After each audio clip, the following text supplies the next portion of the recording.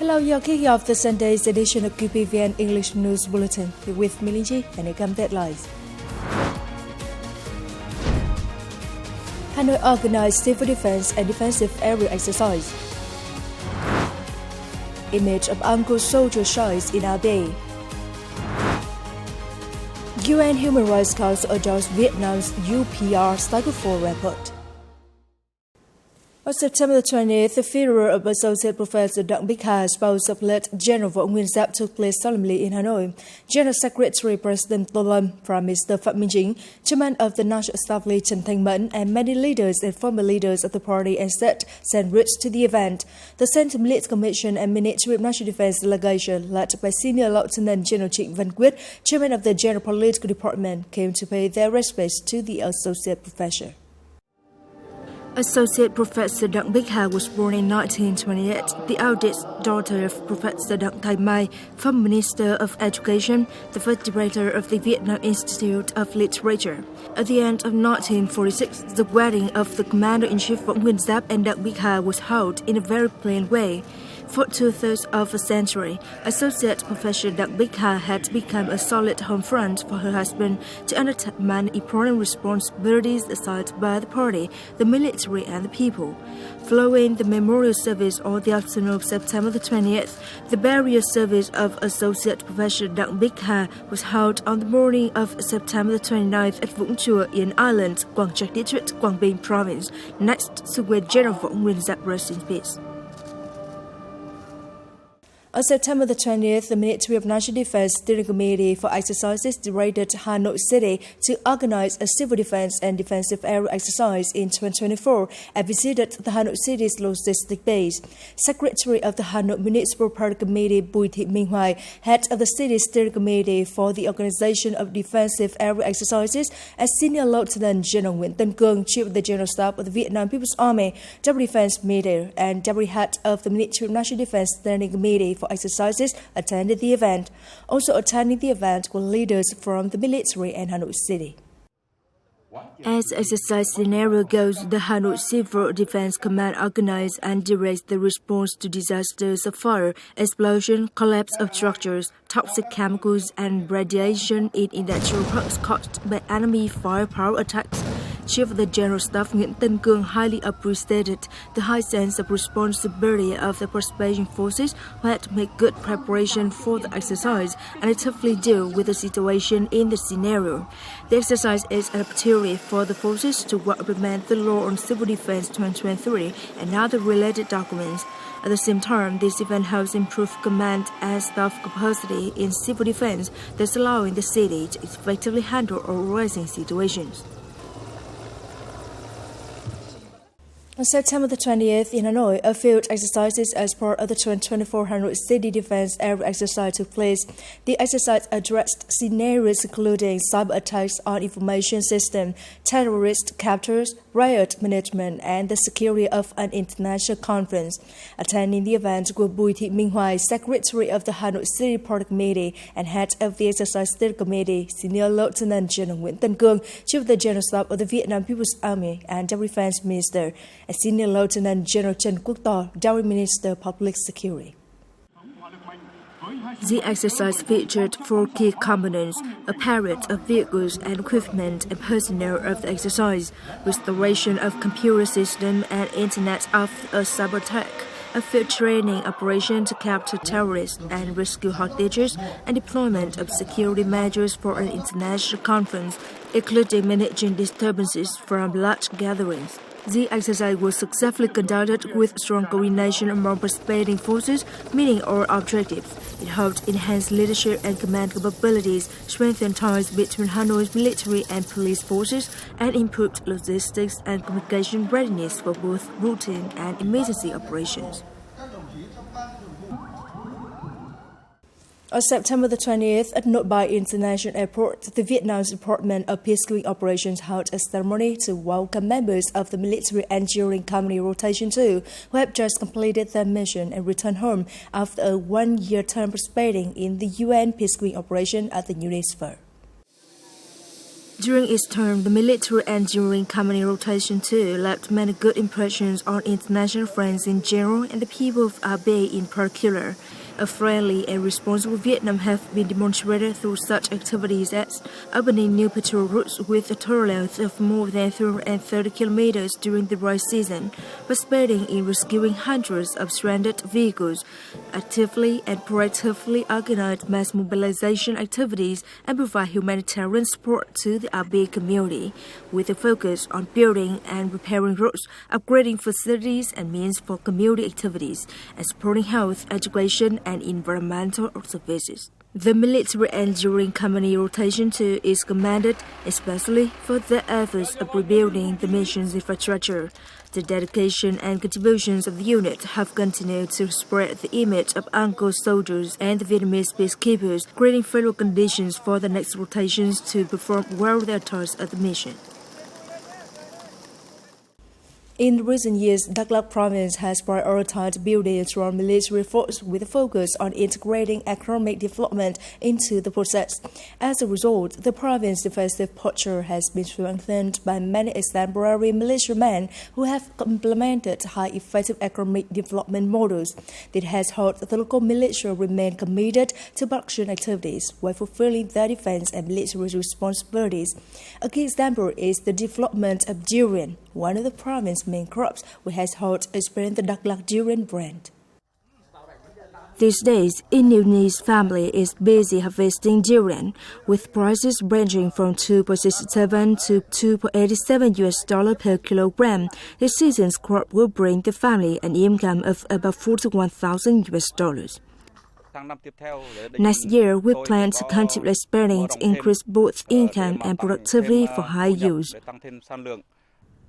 Krông Park district is often referred to as the durian capital of Đắk Lắk, with over 7,000 hectares of durian, of which more than 3,000 hectares are currently in production.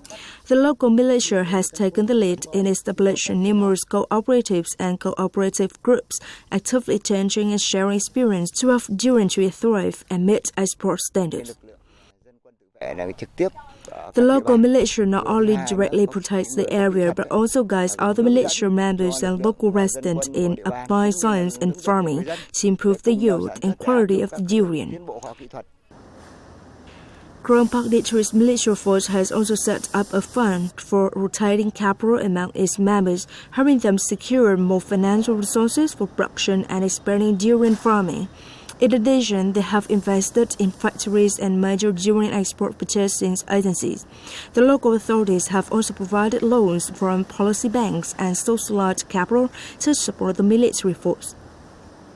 The total output in the area has been quite high compared to previous years, and local people's income has improved significantly. Green agricultural cooperatives have created favorable conditions for purchasing the produce grown by local farmers, including the militia force. Currently, the durian harvest is in full swing. Along with local authorities, the local militia is actively disseminating information and training farmers on self-harvesting practices in line with VIET GAP standards. They are also pushing for the establishment of blending area codes and improving quality to meet export demands while elevating the Đắk Lắk durian brand. Coming up next, UN Human Rights Council adopts Vietnam's UPR Cycle 4 report. For to be developed international brand. In the framework of the 57th regular session, the UN's Human Rights Council on September 27th, the participants approved the report on the UPR review for Vietnam, referred to as the fourth cycle UPR. The Vietnamese delegation, led by Deputy Minister of Foreign Affairs Đỗ Hùng Việt, announced Vietnam's stance on the UPR recommendations for the fourth cycle.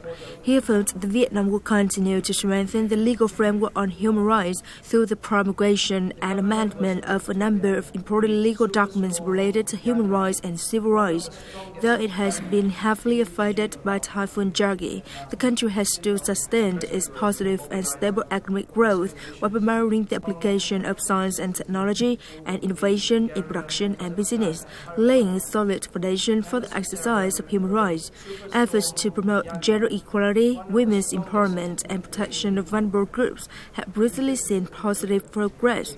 Deputy Minister Viet also informed the participants of the Vietnamese government's amnesty policy for thousands of prisoners in 2024, which creates conditions for them to reintegrate and make positive contributions to the community.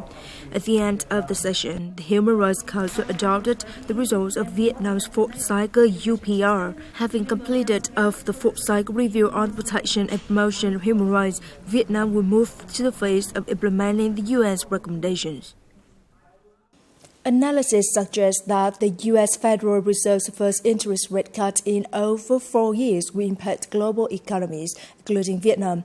Vietnam's exports are expected to benefit, especially for sectors with a high export share to the U.S.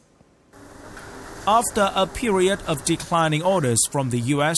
due to inflation, this textile company believes the Fed rate cut will boost U.S. customers' import activities, making it easier for Vietnamese businesses to exploit the U.S.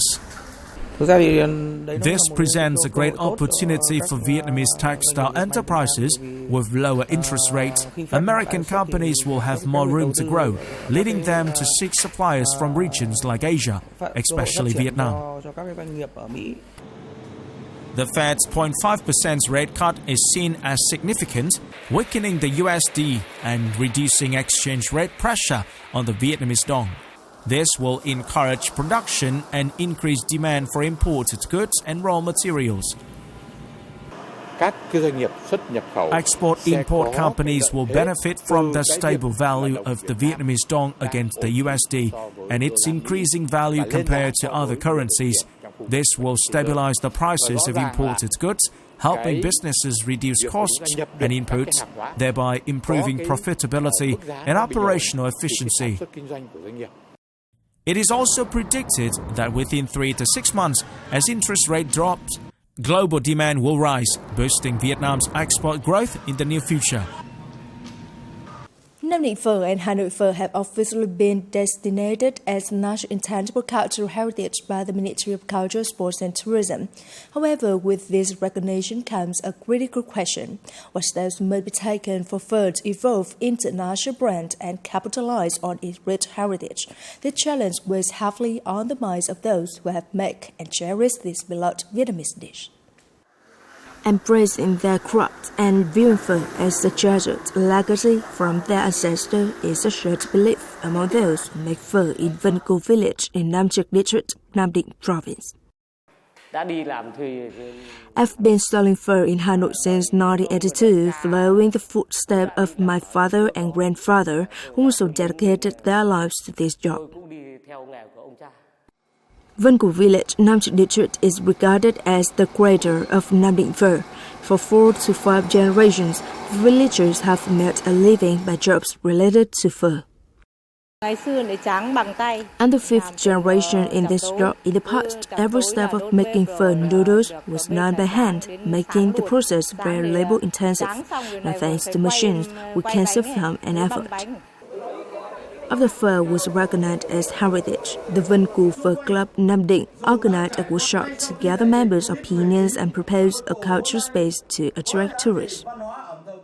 In my opinion, to elevate the Vietnamese Phở brand, 3 key factors must be addressed, highlighting its historical significance, emphasizing its appeal, and gaining widespread recognition. Only then can Phở be well-known beyond Vietnam.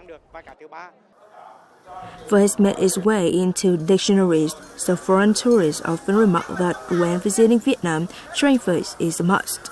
Beyond its culinary appeal, Phở acts as a unifying bond for Vietnamese people living abroad. Given its significance, the challenge remains: how can Phở evolve from national heritage into a global brand, much like Italy's pizza or Korea's kimchi? There is undoubtedly much work ahead to be done. It is the end of the English News Bulletin today. You will watch news again at QPVN.vn. And goodbye. See you next time.